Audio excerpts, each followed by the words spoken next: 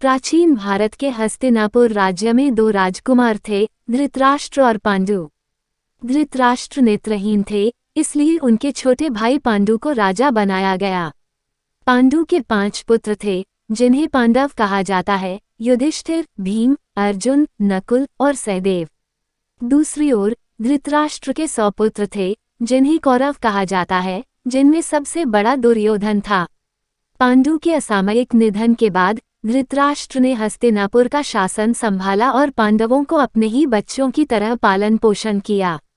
लेकिन दुर्योधन पांडवों से गहरा ईर्ष्या और घृणा करता था। वह हस्तिनापुर के सिंहासन पर अपना एकाधिकार चाहता था और इसलिए पांडवों के खिलाफ षड्यंत्र रचने लगा। दुर्योधन ने अपने मामा शकुनी के साथ मिलकर एक चाल चली और युधिष्ठिर को जुए के खेल में आमंत्रित किया। शकुनी की चालाकियों और दुर्योधन की धूर्तता के चलते युधिष्ठिर ने अपना सब कुछ हार दिया, जिसमें उनका राज्य और यहाँ तक कि उनके भाई और पत्नी द्रौपदी भी शामिल थे। अंत में पांडवों को 12 वर्षों का वनवास और 1 वर्ष का अज्ञातवास स्वीकार करना पड़ा। वनवास के दौरान पांडवों ने कई चुनौतियों और कठिनाइयों का सामना किया। उन्हें अपनी रक्षा के लिए युद्ध करना पड़ा और उन्होंने कई महत्वपूर्ण मित्रता और संधियां की। इस दौरान अर्जुन ने देवताओं से दिव्य अस्त्र प्राप्त किए और भीम ने अपने बल के चमत्कार दिखाए। पांडवों का वनवास एक कठिन परीक्षा था, लेकिन इसने उन्हें और भी मजबूत और तैयार बनाया। अज्ञातवास समाप्त होने के बाद पांडवों ने अपने राज्य की वापसी की मांग की, लेकिन दुर्योधन ने इसे ठुकरा दिया। इसने अंततः महाभारत के महान युद्ध को जन्म दिया, जिसे कुरुक्षेत्र युद्ध के नाम से जाना जाता है। दोनों पक्षों ने अपनी अपनी सेनाएं तैयार की और विभिन्न राज्यों के राजाओं और योद्धाओं से समर्थन प्राप्त किया। युद्ध के आरंभ से पहले अर्जुन ने युद्ध भूमि में अपने ही रिश्तेदारों, गुरुओं और मित्रों के खिलाफ लड़ने के नैतिक और भावनात्मक संकट का सामना किया। इस संकट के दौरान भगवान कृष्ण ने अर्जुन को भगवद गीता का उपदेश दिया, जो जीवन, धर्म, कर्तव्य और मोक्ष के गूढ़ सिद्धांतों का सार है। कृष्ण ने अर्जुन को सिखाया कि उसे अपने कर्तव्य का पालन करना चाहिए और फल की चिंता किए बिना निष्काम कर्म करना चाहिए।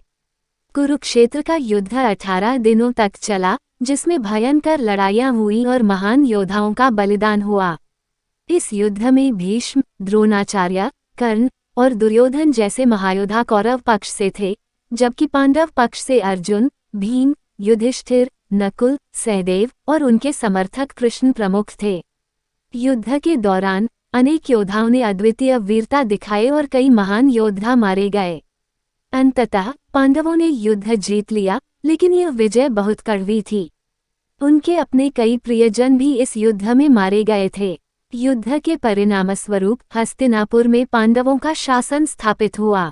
युधिष्ठिर को राजा बनाया गया और उन्होंने धर्म और न्याय के साथ राज्य का संचालन किया। महाभारत केवल एक युद्ध कथा नहीं है, बल्कि यह एक गहन आध्यात्मिक और नैतिक ग्रंथ भी है। इसमें जीवन के विभिन्न पहलुओं और कर्तव्यों पर गहरा चिंतन किया गया है। महाभारत के पात्रों के जीवन और उनकी कथाओं से हमें नैतिकता, धर्म और कर्तव्य की गहन समझ प्राप्त होती है। ये ग्रंथ हमें सिखाता है कि सत्य और धर्म की राह कठिन हो सकती है, लेकिन अंततः वही विजयी होती है। महाभारत की कहानी से हमें ये भी सीखने को मिलता है कि मानव जीवन में कर्म का बहुत महत्व है और हमें अपने कर्तव्यों का पालन निष्काम भाव से करना चाहिए। इस महाकाव्य ने भारतीय संस्कृति और समाज पर गहरा प्रभाव डाला है और आज भी यह हमें जीवन की जटिलताओं को समझने और उनसे निपटने की प्रेरणा देता है।